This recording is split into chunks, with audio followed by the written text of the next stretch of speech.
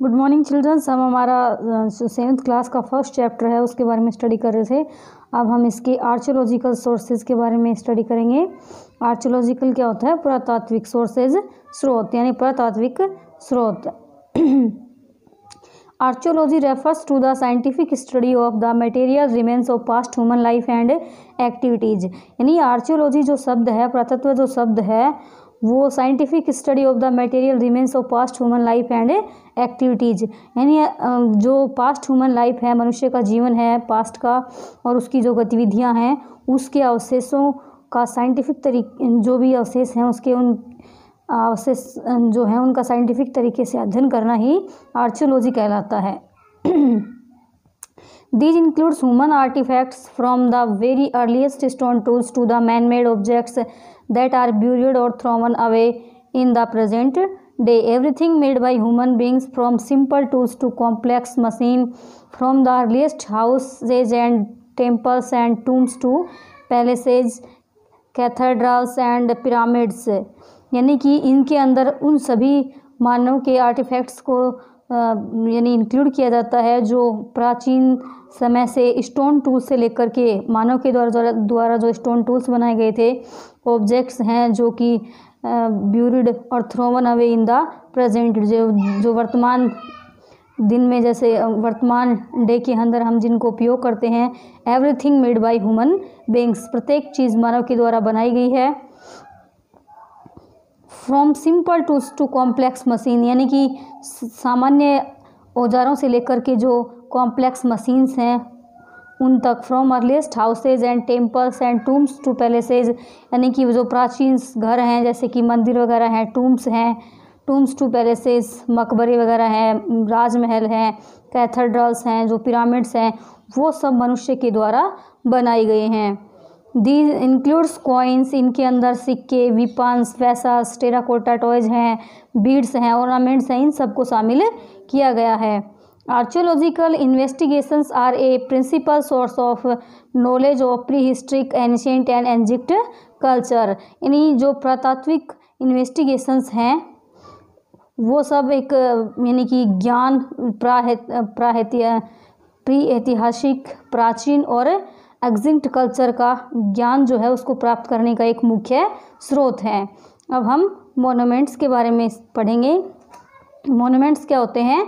स्मारक होते हैं, जैसे कि मंदिर है या फिर कोई राजमहल है, किला है या फिर कोई टावर है, मॉस्क्यू है या फिर टूम स्टोन्स हैं, वो सब क्या कहलाते हैं?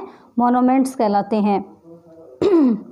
Old temples, palaces, forts, clock towers, mosques and tomb stones, large flat inscribed stones standing or laid over graves are included in monuments, यानी कि प्राचीन जो मंदिर हैं, राजमहल हैं, किले हैं, टावर्स हैं, मॉस्क्यूज हैं, टूम स्टोन्स हैं, पत्थरों से बने हुए मकबरे हैं, जैसे कि बड़े भी हो सकते हैं या फिर फ्लैट इंस्क्राइब्ड स्टोन्स या स्टैंडिंग और लेड ओवर ग्रेव्स, ये सब मोनूमेंट्स के अंदर शामिल किए गए हैं।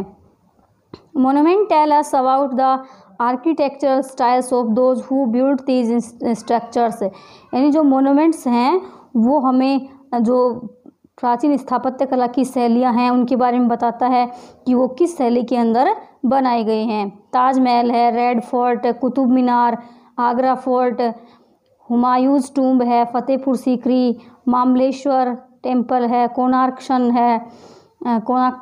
सन temple, Khajuraho group of monument, Sanchi stupa and Char Minar are some of the most prominent historical monuments हैं।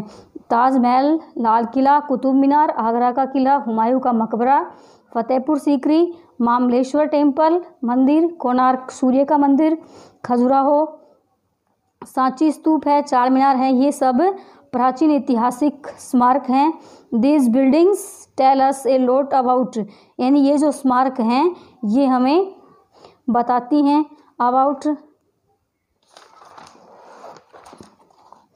The art, architecture, social and economic life of the period in which they were constructed, यानी कि ये जो मोनूमेंट्स हैं वो हमें उस समय की कला, स्थापत्य कला, सामाजिक और आर्थिक जीवन के बारे में बताती हैं कि किस समय के अंदर इनका निर्माण हुआ था। Material used in their constructions, the transportation system for carrying all types of raw materials and stones all tell us about the organizational ability of the contemporary people. यानी जो भी इनके कंस्ट्रक्शन के लिए मटेरियल यूज़ किया गया था, the transportation system यानी परिवहन के किस माध्यम के द्वारा की किस पर कहाँ से ये सब कच्चा माल वगैरह है, स्टोन्स हैं, ये लाए गए थे, ये इन सब के बारे में हमें पता जो है उस समय के समकालीन जो लोग हैं उनसे पता चलता है। स्कल्पचर्स एंड पेंटिंग्स, मूर्तिकला और पेंटिंग कला। Beautiful sculptures and paintings adorned most of these monuments, यानी कि उस समय की जो ब्यूटीफुल स्कल्पचर्स है, सुंदर मूर्तिकला है और पेंटिंग्स हैं, वो इन स्मारकों के ऊपर की गई है। Bronze, would and stones were mostly used for making sculpture, यानी ब्रॉन्ज है, वुड है या स्टोन्स हैं, ये मुख्य रूप से स्कल्पचर्स बनाने में किया जाता था इनका उपयोग। Dilwara Jain temples at mount Abu and Brihadeshwara temple at Tanjore contain a good variety of sculpture which include figures of various gods and goddess, kings and queens etc। यानी दिलवाड़ा के जो जैन मंदिर है वो माउंट आबू में स्थित है और बृहदेश्वर टेम्पल है वो तंजौर में है, जिसके अंदर बहुत ही गुड वैरायटी वाले स्कल्पचर्स हैं, जिनके अंदर यानी कि भगवान और जो देवी और देवताओं की अच्छे फिगर्स, हाव भाव दिखाए गए हैं प्रतिमाओं के अंदर। किंग्स एंड क्वींस, राजा और रानियों की प्रतिमाओं के अंदर। Palaces scenes, mythological tales and forest life are some of those themes, यानी राजमहलों के जो सीन्स हैं, माइथोलॉजिकल यानी कि प्राचीन जो कथाएं हैं और फॉरेस्ट लाइफ जो जंगल का जीवन है, वो सब इसके अंदर दिखाया गया है। विच वर डिपिक्टेड बाय मिडिवल पेंटिंग्स, जो कि मध्यकालीन जो पेंटिंग्स हैं उनके अंदर दिखाया गया है। These paintings and sculptures throw light on the everyday customs and habits, food, dressing style, ornaments and hair style of the people of that period। यानी ये जो पेंटिंग्स, चित्रकला है और जो मूर्तिकला है वो उस समय के परंपराएं और जो हैबिट्स हैं, फूड, ड्रेसिंग स्टाइल है, ऑर्नामेंट्स है या फिर हेयर स्टाइल है, उस समय के लोगों के बारे में बताती है कि मध्यकालीन समय के अंदर किस प्रकार लोगों का जीवन था, किस प्रकार के आभूषण वगैरह पहनती थी, किस प्रकार की परंपराएं प्रचलित थी, वो सब इसमें पता चलता है।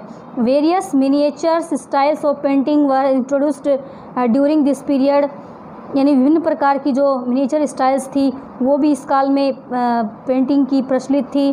The colours used in the paintings were attracted from certain minerals, यानी कि कुछ पेंटिंग्स के जो कलर्स थे वो भी मिनरल्स से लिए गए थे। प्लांट सोर्सेज, यानी कि मुख्य रूप से conch shells and were even derived by processing precious stones, यानी कि एक मुख्य रूप से ये कॉन्च शेल्स है या फिर प्लांट सोर्स है, ये मुख्य स्रोत होते थे यानी कि कलर्स के लिए। Gold and silver were used, सोने और चांदी का प्रयोग किया जाता था। The preparation of desired colours was a lengthy process sometimes taking 2 weeks, यानी कि कलर डिजायर करने के लिए ये एक लंबी प्रक्रिया थी जिसके अंदर 2 हफ्ते का समय भी लग सकता था। ब्रूसेज यूज्ड वर वेरी फाइन, यानी ब्रुश का इस्तेमाल जो है बहुत ही अच्छे तरीके से किया गया था। The Chola period is remarkable for its sculptures and bronze, यानी चोल जो समय है वो स्कल्पचर्स, मूर्तिकला का एक महत्वपूर्ण समय था।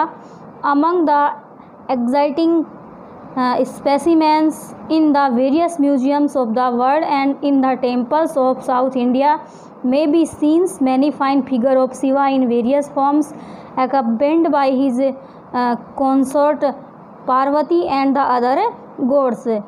Among the exciting specimens in the various museums, यानी कि जो म्यूजियम्स हैं उनके अंदर भी विशेष संसार की जो विशेष मूर्तियां हैं वो इन मंदिरों, जैसे कि दक्षिण भारत के मंदिरों के अंदर देखी गई हैं। जैसे कि भगवान शिव की है वो एक विशेष हाव भाव वाली प्रतिमा है। May be seen many fine figures of Shiva, जिसके अंदर शिव के विभिन्न फिगर्स को दिखाया गया है in various forms accompanied by his consort Parvati and other gods, और जो उसकी देवी पार्वती है और अन्य देवी देवता हैं वो भी एक अच्छी आकृति में दिखाए गए हैं।